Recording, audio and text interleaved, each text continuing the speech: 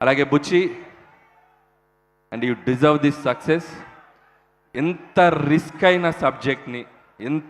అయిన సబ్జెక్ట్ని అంత స్టార్డమ్ ఉన్న ఒక హీరోతో చేయటం అనేది మామూలు విషయం కాదు. So hats off to your guts.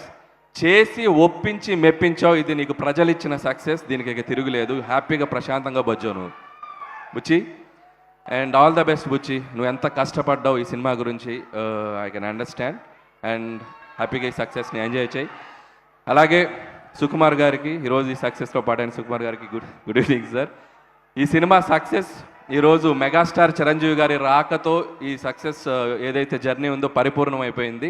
So Chiranjeevi గారికి కూడా ప్రత్యేక కృతజ్ఞతలు ఇక్కడికి వస్తున్నందుకు ఆయనకు కూడా. అండ్ ఇకపోతే mega power star Ram Charan